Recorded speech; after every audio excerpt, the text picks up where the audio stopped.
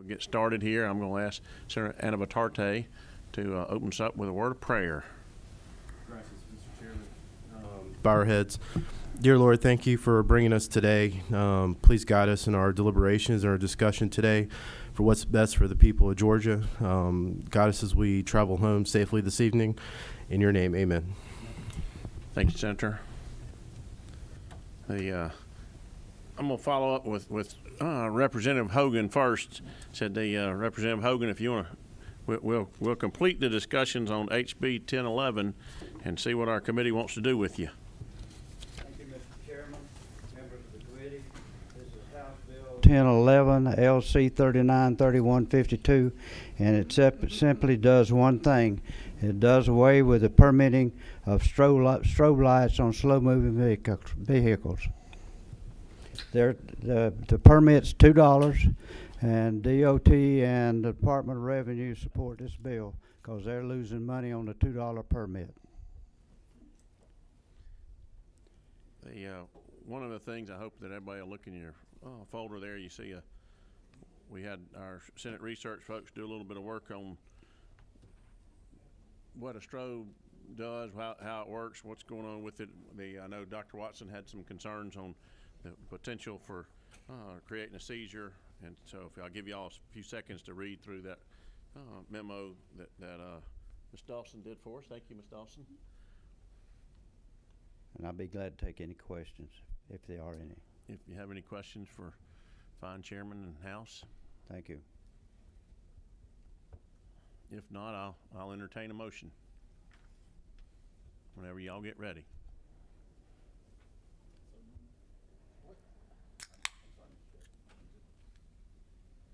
What number?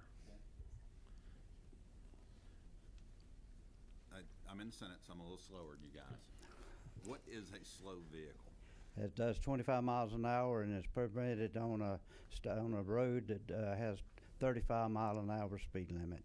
If it goes on one on 45 miles an hour, that's illegal.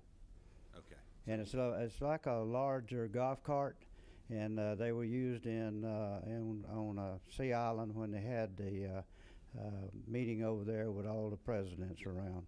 So we're not talking about tractors on? No, no. Okay. Tractors come under a different requirement by the Department of Safety. So it wasn't a stupid question. Thank you. Thank you.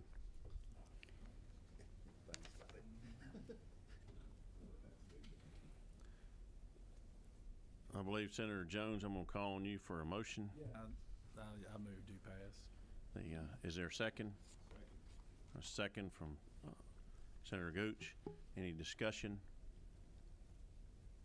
All in favor, please signify by raising your right hand. Unanimous. Congratulations. You can take it on the rules. Who are you going to have to carry that bill? My Senator McNeil, That'd be great. Sheila. Thank you, Representative Hogan. One of the things that we've got is, what is it, Senate Bill 203 and a proposed substitute.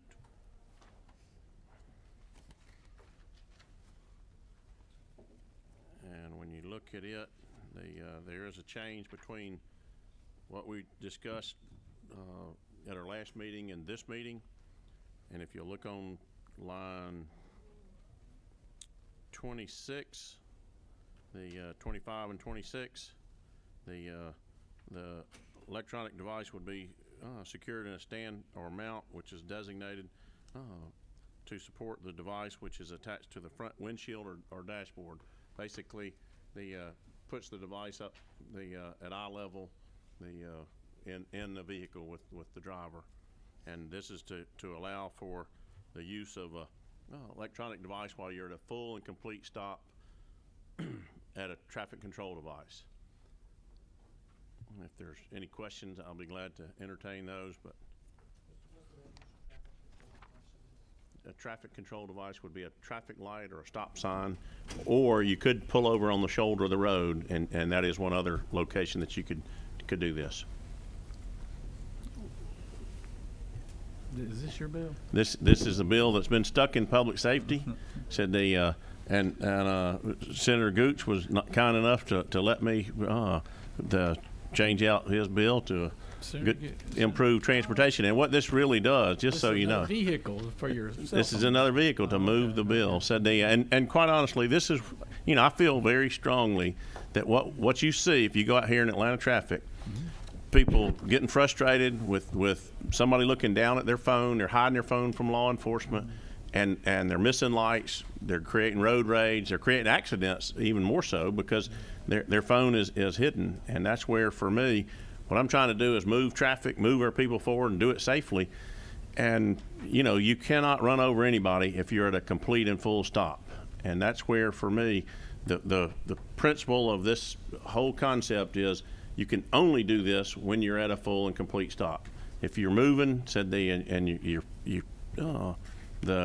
doing something that have distracted driving impaired, I want the law enforcement to stay on top of you. Mr. Chairman, why have you not mentioned this bill before? I mentioned it. It's been on every news channel in America, I think. It was interesting. I will tell you, I've had a lot of feedback. And this past weekend, I was on a talk show here with I think it's called Auto Insider. And the radio host, he told me when he first started listening, he said, I was against your bill, but after we've talked, I'm for it. And you put it in a holder up on the phone on the dash, I'm all good for that. Matter of fact, I think Senator Watson was on that same boat. So for me, Boats or cars? Talking about vehicles. but So what's the current fine for being pulled over? it can be as high as $75. For somebody to be holding their phone at a complete stop at a traffic light. And I don't mind the $75 if they're moving. Said I'm all for that. Said you're endangering the public. In this case, I'm looking at it and I'm thinking, okay, if you're at a complete and full stop, which is the language in the bill, said line 23, while in a motor vehicle, which is a full and complete stop.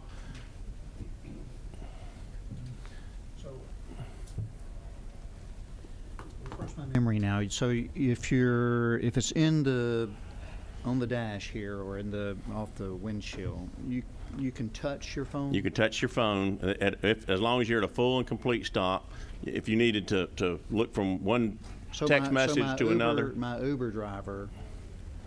He's And not supposed we've to. we've always allowed for a GPS activation as long as the phone's there. But this would allow for somebody that For just GPS. we've done that for GPS. But what this would allow for somebody to do is let's say you were going to see a patient. Said and the hospital's calling you, said, hey, we need to get you here. Your phone beeps while you're going down the road. I don't want you to pick up your phone and look at it while you're driving. But if you're at a full and complete stop at a traffic control device and somebody's trying to get a message to you, this would give you the opportunity to respond to that message. So I can't answer my phone if somebody's calling me. If they're calling you, that's fine. But if you were on the phone, Under current law, you can't touch it. You can. that's the I think you can touch it. you can do a one button touch to answer a phone call. But the problem is that if you're on the phone and somebody sends you a text, you can't look at that text. And this is where, for me, let's say you're having a conversation with your wife and the hospital's trying to get a hold of you. So they send you a text. Well, you're not going to get that text because I don't want you touching your phone. But when you get up to a stop sign or stop light, you could look and see what that text was. And that's where, for me, this is it's only in an effort to move traffic.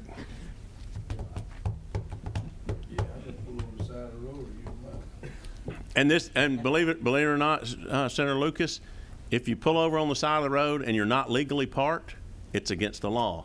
This would allow you to do just what you said: pull over to the side of the road and use your phone. You just still gotta pull up your antenna. I'll entertain a motion. I move to pass. Senator Lucas has a motion to pass. Is there a second? A second from Senator Tippins. Said all in favor, please signify by raising your right hand. 1, 2, 3, 4, 5, 6. All opposed? I'll just be back. Got 3 opposed. Congratulations, Jim. You did it. Well, it's out of committee. Listen, Those professionals won't do it, but we all been breaking this law ever since it went into effect, so. Speak for yourself now. I see people every time I go by 'em on their phone. It's ridiculous. It's being abused. Hopefully, if this were to pass, it would prevent some of the abuse. But I know wrecks occur because people are looking at their phone. There's no question about it. Rex was happening Every before day. we got phones. Every day. And the, one of the last things I want to cover in our meeting today, and I want to thank Emily for doing this and Bailey for her work on it. There's a procedure in your handout, and if you would, take it with you. Said it's the road naming dedication procedure. And all of our colleagues are wanting to get road named in their district to honor great citizens of Georgia or past citizens in Georgia.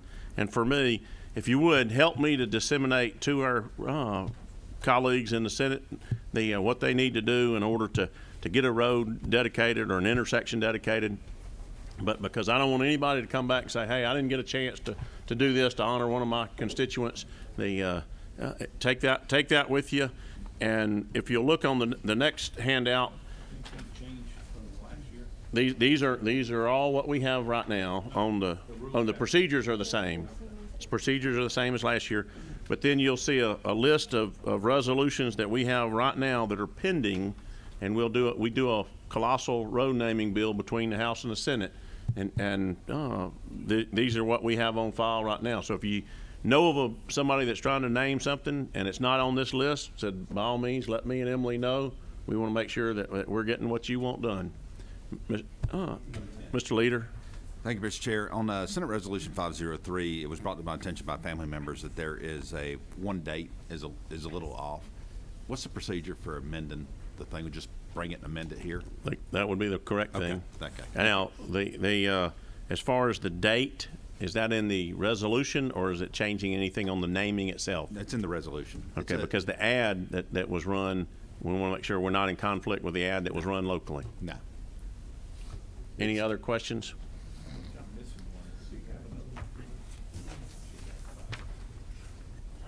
I appreciate everybody's attendance.